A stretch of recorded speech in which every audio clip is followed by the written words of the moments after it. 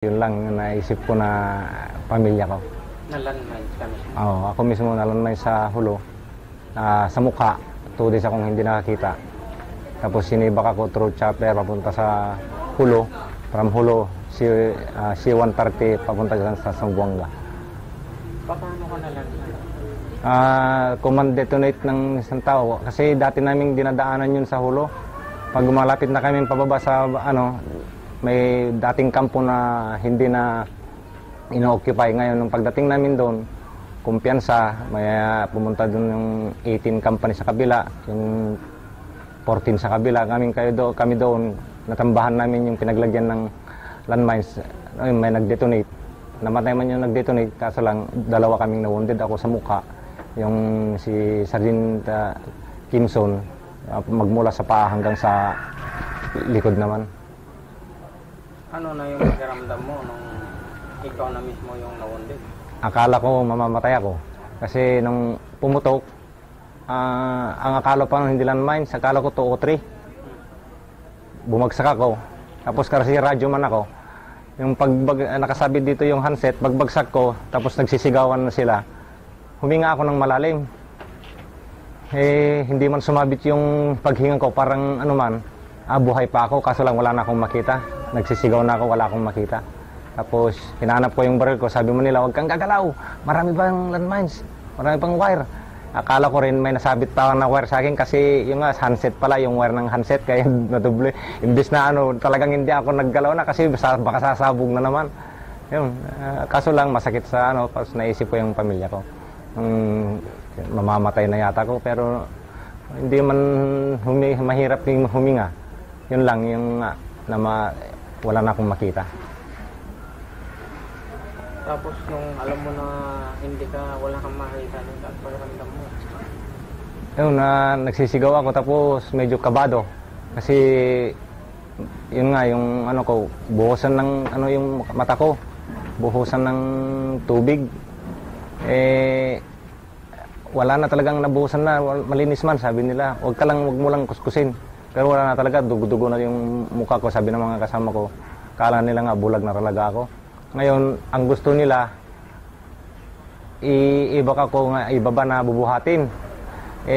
Ayaw ko kasi nga, pag inambus ulit kami, sigurado, wala na akong makita, hindi ako makalaban, ibabagsak talaga nila ako dyan. Kaya ako mismo yung tumawag na wounded na ako mismo tumawag kay Major, yung batalyon commander doon na kung pwede, sa chopper ako kunin. Yun, pinauna ka naman, nag-request sa hulo. Yun, bumaba yung chopper. Sinakay ako papunta sa... Pinarsidan ako doon sa station hospital, hospital sa hulo. Yung army hospital sa hulo. Doon, pinarsidan lang ako doon, lininisan. Pero wala na talagang makita doon hanggang kinabukasan. Hindi ka ba nawalan ng pag-asa? Hindi naman kasi yun nga, yung ko, ang alam ko lang doon is hindi ako mamamatay pero ang alam ko, mabubulag ako. Yan ang pagkaalam ko kasi wala na talaga akong makita. And inirequest ako na ilagay sa Southcom. Ngayon, eksakto kasi may mga Amerikano dyan. Ibaksan ako ni Sir Ginulbay noon na papunta sa Manila, dito sa Manila.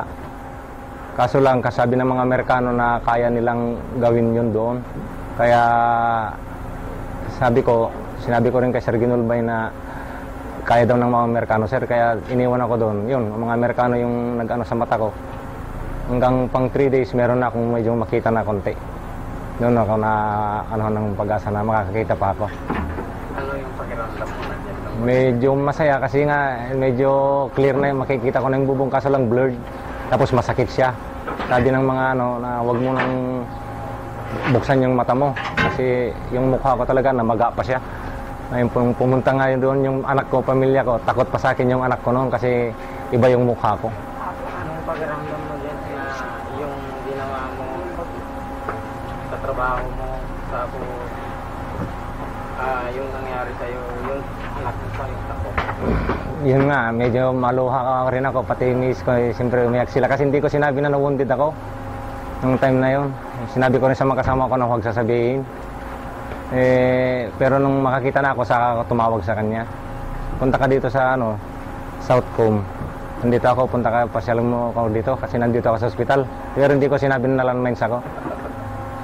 Nakalang niya nalaman na nung nasa ospital na galit na, umiiyak na kasi pati yung anak ko ayaw niya magpabuhat. Kasi nga, yung ano ko parang maga pa lahat dito ng mukha ko. Tapos may mga sugat-sugat. Sarap nila. Pero yung mata mo, hindi na Sa awa ng Diyos, hindi na pasukan ng sarap nail ng mata ko, kaya nag-ano ng mga Amerikano na kaya namin. Dito lang sila nagkuha ng mga sarap nail, bibig. So, di, gaano katagal na natakot yung anak mo? Kinabukasan, nang bumalik sila, medyo inaano ng misis ko. Hindi yan, hanggang ano ko rin kasi nga siguro nagbago yung ano ng mukha ko. Kasi maga lahat, pati bibig ko lahat maga. Yung anak ko mga 2 years old pa noon.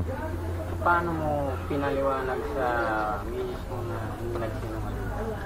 Yun, ang medyo nagalit talaga siya sa akin kasi nga ayaw ko rin na mabigla siya. Tapos siyempre may yung mga anak ko rin. Kaya nung paliwanag ako, talagang galit siya. Dapat hindi ganon. Pati yung mga kasama mo, hindi nila sinasabi. Kasi sinabi ko man dun sa ano na huwag sabihin din. Kaya ang alam ko kasi nung mabubulag ako. Bakit inisip mo talaga na huwag na yung sabihin? Ayaw ko rin na mag-alala, mabigla, ganon. Total, hindi man ako mamamatay sa tingin ko. Sabi ko, mabubulag man lang siguro ako nito. Kaya yun na lang nasa utak ko nun. Kaya sinabi ko na huwag sabihin. So, nung matapos yun din, hindi ka ba nagkaroon ng takot na bumalik ulit? O ano? Medyo hindi naman kasi nga hindi ko alam kung talagang medyo may ano tayo na medyo matapang ganon. Ang alam ko doon basta pagkaraan ng 2 buwan yun, operation ulit, punta ulit doon sa ano. Natuwa pa yung mga kasama ko noon kasi akala nga nila bulag na talaga ako. Ay pag-report ko, nagulat sila na wala man lang kaano yung mata ko na ano. Doon sila na ano. So, wala ka bang sino-sino yung mga pinapasalamatan mo nung nangyari na okay man? Una, siyempre yung Diyos kasi kung kahit papano may sobrang kumpiyansa at na tinulungan pa rin niya na hindi masyadong na pinsala yung mata ko. Yun lang yung medyo kagandahan. At malaking pasalamat ko sa